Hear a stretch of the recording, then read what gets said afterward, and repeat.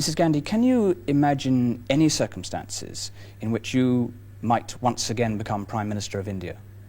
I can certainly imagine the circumstances, but the question is whether I want to be or whether I'll agree to be or not. What would be the terms under which you would agree to be? No, it's not a question of terms. I don't want to be. You often talk... But in politics, you can't make a very categorical answer. I didn't want to be in Parliament, and I told everybody I wouldn't stand. But here I am. What do you think the Indian people saw in you? Did they feel that you had a particular sympathy for their cause? What made you the figure that you are in their eyes? It's what I've done for them. It's what they've seen that I've done. And yet they booted you out in 1977. Well, I think booted is a strong word. We were defeated, but within less than a month after the defeat, they were coming back to me because there was such a very sustained malicious propaganda that people were taken in by it. When people like your own parliamentary spokesman describe you as the woman to whom the gods have entrusted the destiny of India, what's your reaction? Oh, I haven't even heard this phrase. I don't know who's used it. Do you regard that kind of phrase as a meaningless extravagance? Yes, and in India, most speeches are full of this thing. If you see the the addresses that are presented to anybody, not me, anybody at all, you will be full of phrases like this. Do you ever feel that you have in any way abused the trust that the Indian people have put in you? No, certainly not. I'd like, obviously, because that's a question directed towards the state of emergency, which you declared in 1975, when you gave yourself very great powers, and you explained, if I'm right, when you wrote to the President requiring the permission to carry out the state of emergency, information has reached us which indicates that there is an imminent danger to the security of India. What was the precise nature of that danger? I'm afraid you can't say anything with great precision. But you talked to your people of a deep and widespread conspiracy of which you were sure they were aware. What conspiracy? Well, it's obvious, isn't it, now? The whole subcontinent has been destabilized. But this was internal upheaval you were warning. No, it was both. It was supported from outside. But you required the special powers on the basis of internal upheaval. But no, the question was, had it been only internal with no foreign interference, one could have dealt with it in a much easier way. But you didn't even mention, with respect, Ms. Gandhi, you didn't mention foreign upheaval. No, why should one mention everything? No, one doesn't mention everything at any time. Why should one? Could I? But it's very obvious when people have followed the doings of international agencies and who was present at India at what time. And what is happening today is borne out everything that we suspected earlier. Can I put to you the findings of the Shah Commission, which was set up to inquire whether there were any cause to take you to court and have you condemned for excesses, abuses of power? In that report, they quote, on the basis for your requiring this emergency, no evidence whatsoever. Police reports, Home Ministry reports, your intelligence services had given you no evidence whatsoever. It is not true at all. What had they given you? What had they told you precisely? It's not a question they're telling me. I'm Prime Minister. I have the business to know. And all reports do not come through police. They come through other heads of other states and very many other agencies. But they also had given those reports. How did Justice Matthew know, for instance? Why? And many other people who spoke at that time. This report is an entirely prejudiced, one-sided report. They've completely ignored whatever people had to say on the other side. Most of the people who have given evidence are government servants whose whole livelihood and future depends on what they said here. Do you not respect Justice Shah? He was, after all, a former Chief Justice of India, Supreme Court judge? Who had expressed himself very strongly against me and my policies before being appointed to this. What has he said? He had made speeches against us. Recorded speeches against you? Yeah. Well, not me personally, but against our policies. And he appeared against us when we, there was a, in fact, the Parliament wanted to impeach him at one time. Did he not? It's not the reality is that he found against you in the courts on one occasion. I don't think he was in the court against. Can I? But he opposed bank nationalization very, very strongly too. And it's after that that he's been speaking continuously against me and my government. Mrs. Gandhi, was it mere coincidence? And I don't think that in any other country they would appoint, or even in India, there's seldom been a case where somebody who's known to be anti has been appointed to inquire against that person. In fact, at the same time, another judge was approached, but because I had superseded him, he refused to take up these things because he said that people would not think he was fair. Mrs. Gandhi, was it mere coincidence that at the same time the Allahabad High Court had said that you could stay in office as Prime Minister provisionally, but had found you guilty of electoral malpractice, and that therefore there was a serious risk that you would not be able to remain Prime Minister? Was that just coincidence that this came at the same moment? No, it was not a coincidence. Because you weren't the trying opposition, to escape from that, I mean. No, how does it help me to escape? Now, if I wanted to remain Prime Minister, all I had to do was to listen to the party bosses. They would not have wanted me out at all. I would have been Prime Minister for life. But you were disbarred from holding office under the findings of the court. No, yes, but on what issues? And if you look at your own newspapers, they all said they were very trivial issues. Mrs. Gandhi, I must ask you, did you not concoct a threat to the survival of the state in order to ensure your own survival in power? I'm afraid that's a very rude question, and it's entirely baseless. There's nothing at all to base it on. Well, the Shah Commission, to which I must refer, because it was a commission set up by the government, it's a judicial inquiry, and he is an eminent judge, says very clearly that the reason for, and if I can quote Justice, if I may, you've said I've asked you a rude question. No, but may I just say one thing? I would just like to say one thing about what is in the report, if I may, because what he says is that the only evidence he can find is the Allahabad judgment, and on the basis of that, he says thousands were detained and a series of totally illegal and unwarranted actions followed involving untold human misery and suffering. That's why I put the question. I don't put it out of a desire to be rude to you, Mrs. Gandhi. In a parliamentary democracy, is a judge competent to override what Parliament has done? The decision I took was ratified by the Cabinet and by the Parliament. It was not only accepted, it was applauded by the entire nation.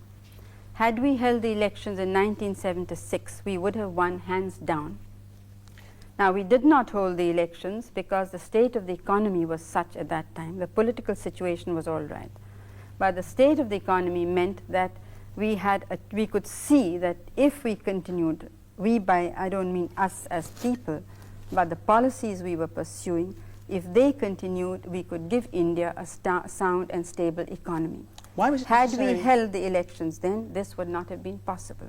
Therefore, we jeopardized our political future and chose giving political stability economic stability and soundness to India, rather than saying, well, let us be sure of our election. Why then was it necessary to imprison Mr. Morarji Desai, who then became Prime Minister of India? Was he an economic threat to the state? No, these were the people who were destroying democracy. Destroying democracy? Destroying democracy. How? Because, well, I'm sorry that you people have such short memories, but because they felt they could not win an election, they said, we must take the battle to the streets. Mr. Morarji Desai is on record in an interview having said, we are going to surround the Prime Minister's house, we are going to surround Parliament, we will see that no business is done. That the Prime Minister cannot come out, nobody can go in. Another member of the opposition, now a minister, said that if we cannot win by the ballot, we shall win by the bullet. Somebody else incited the police and the army. That was J.P. Narang, who said disobey illegal orders. He said, why couldn't you have taken, could I just ask you, why couldn't you have used the law that you already had available to you to arrest these people if they were breaking the law? I'm afraid, you see, India is not a small country like the UK. It is a very big country and very complex problems. And in the whole country, they had created an atmosphere of extreme indiscipline, so that somebody like Mr. Galbraith said it seems to be a functioning anarchy, but it was not functioning, it was becoming an non-functioning anarchy. And at that moment, if we had not stopped it, India would not have survived. Now, unfortunately, the dealings of the present government are taking India along that path once again. The only difference is that because we left a very sound economy, that momentum is sustaining the government. Why was it necessary to remove from every individual in India, and in particular from the tens of thousands who were put in prison, their right to go to court and put their case, their right indeed to know why they'd been detained? Why did you remove those rights? Well, I would like to say with all respect that all this is happening today. There is no emergency in India, but 23,000 teachers who are non-political have been arrested for merely non-violent, peaceful demonstrations for certain demands. But that isn't a justification, surely, for what happened under you. No, but you have to see that if some things are happening all the time, it's not necessarily that something happened in emergency. If the police have indulged in excesses, they have been doing so before, during, and now. But this is a different case, I'm going to do. Your Home Minister said at the time, and I think rather neatly, if perhaps cynically pinpointing the issue, no fundamental rights, he said, have been taken away from any individual, just their right to go to court to enforce their rights. Now that was under the special powers that you took. That was, but it We're was not talking about abuse by minor officials, we're talking about state policy. That is true, but it was just for a very limited period.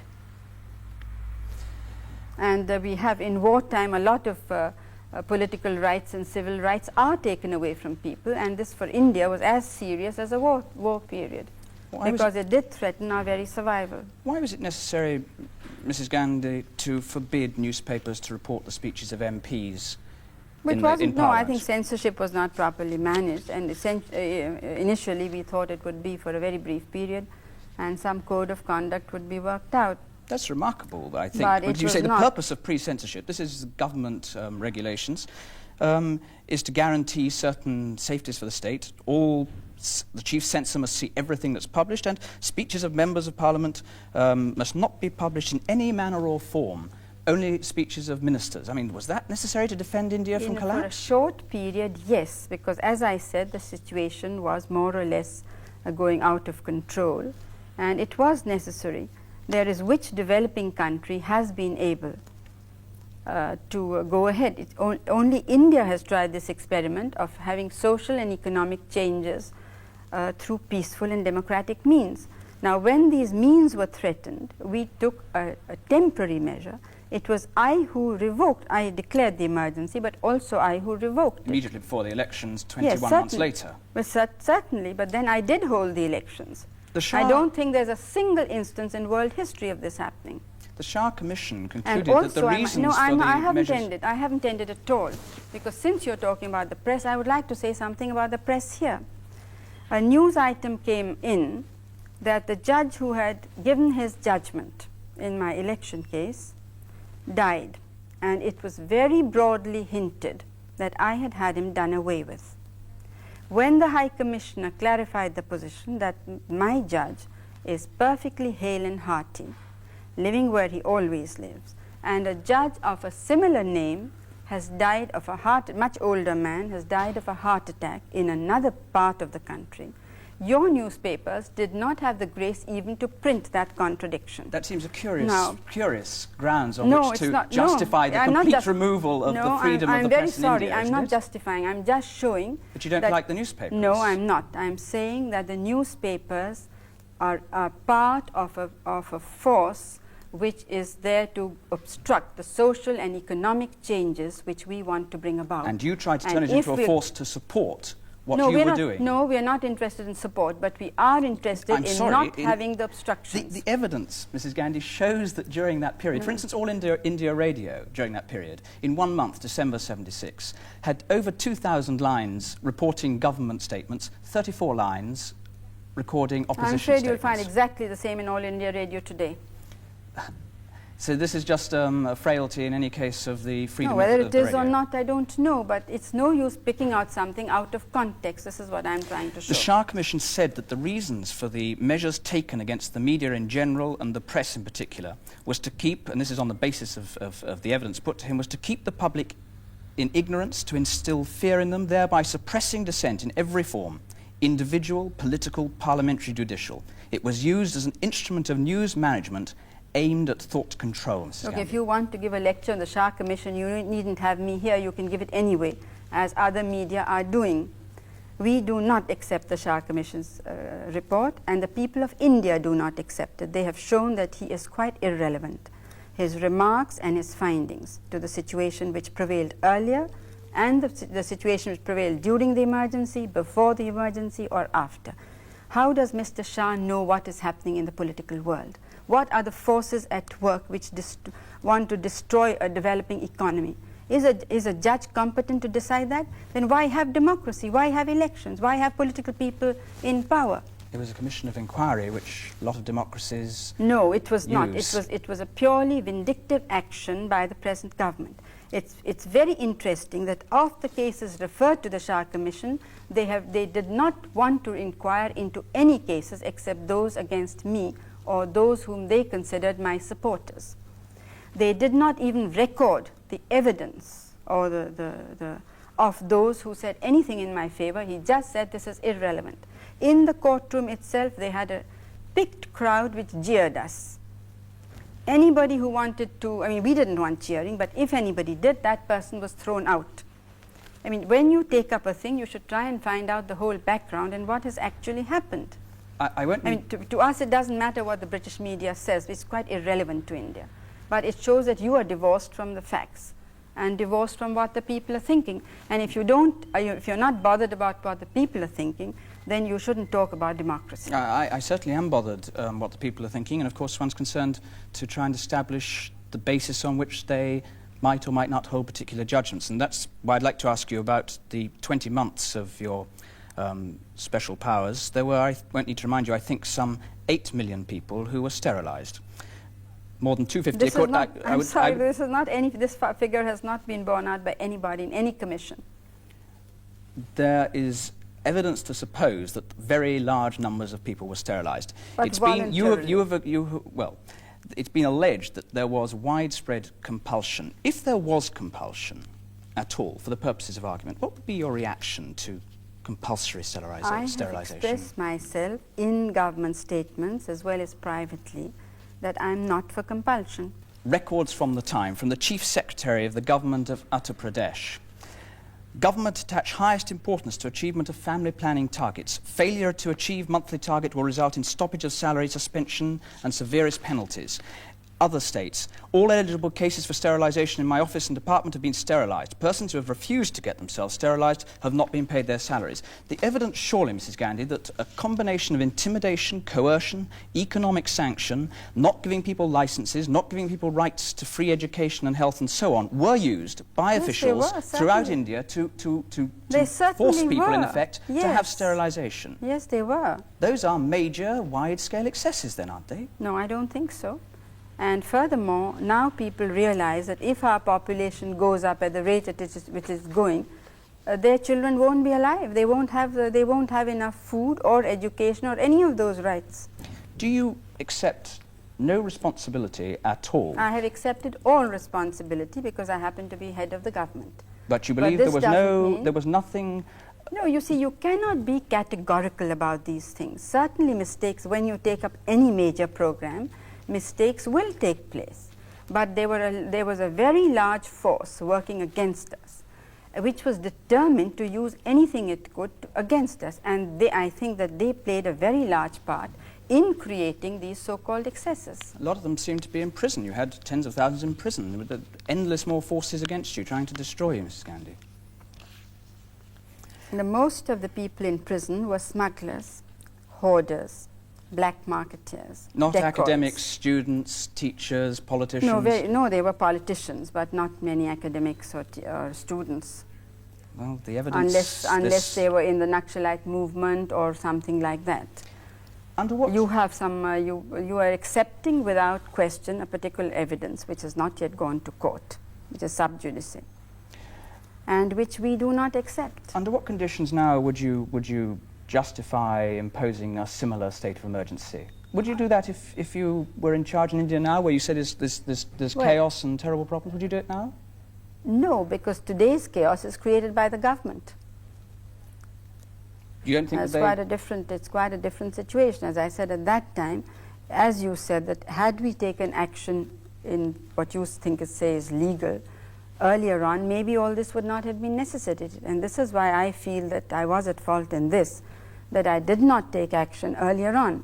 But we felt that Elections were not far off, and we could wait till the elections. We didn't know that these people would precipitate the situation as they did. We knew that in elections we may or may not win. You don't but rule it out didn't another matter. state of emergency in India? No, as I'm saying today, there is a state of emergency. It is not legal, it is not constitutional, it doesn't have parliamentary sanction. But in every other way, there is a state of emergency. If Justice Mr. Shah says that the people are in fear, you have only to go and walk the streets of Delhi today, or Calcutta, or any city. And whereas at that time, only those who were in fear, who were doing something antisocial. But today, it is the common citizen, the poor man, who's in fear. What then do you expect the future of India to be, Mrs. Gandhi? Well, the future of India is for us to decide, and we will fight it out in India. I don't think it's anybody else's business. You, of course, are soon going back to face criminal charges on the basis of the Shah Commission's allegations. On the basis of that evidence, I'm obliged to ask you, why would it not serve the interests of truth and justice for you to be found guilty? Because I'm not guilty.